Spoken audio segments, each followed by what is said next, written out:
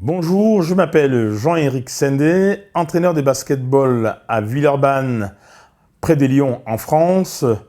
J'ai 53 ans. J'ai eu la chance de participer aux premiers Jeux de la francophonie à Yamoussoukro en 1985. Ça s'appelait les Jeux de la Confégesse. Et aujourd'hui, donc, je m'occupe des jeunes du côté de Villeurbanne. Alors pour moi, les Jeux de la francophonie représentent un grand rassemblement déjà des pays francophones, de la jeunesse, autour des valeurs du sport, autour du partage, de la solidarité, des échanges que ces jeunes peuvent éventuellement avoir.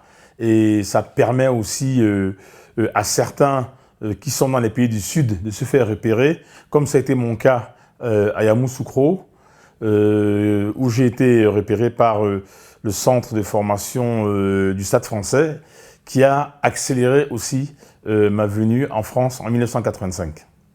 Effectivement, les Jeux de la francophonie sont un tremplin pour les jeunes, et on l'a vu au dernier jeu à Abidjan, cette jeune fille d'origine ivoirienne qui a pu faire des performances exceptionnelles sur les 200 mètres dames, et qui aujourd'hui a intégré l'équipe de Suisse parce que les pays, justement la Côte d'Ivoire, n'avaient pas les moyens, n'avaient pas la structure pour pouvoir encadrer la performance de cette fille. Alors ce qui est intéressant, ça permet aussi aux jeunes de voyager comme ça à travers le sport, et puis c'est vraiment le sport sans frontières.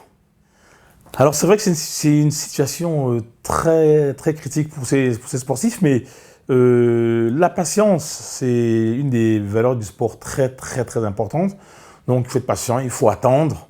Les compétitions qui ont été annulées vont être programmées. Et ben, pendant ce temps, pourquoi pas faire un peu de lecture et apprendre l'histoire des Jeux de la francophonie, par exemple.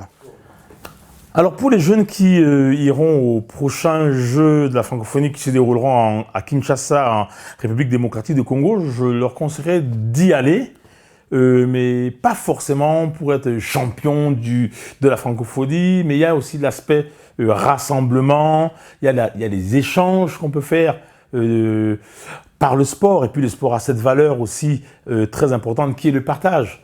Donc les Jeux de la francophonie ne doivent pas être forcément et systématiquement un lieu où il faut qu'on recherche la performance. C'est beaucoup plus pour rassembler ces liens entre nous, francophones.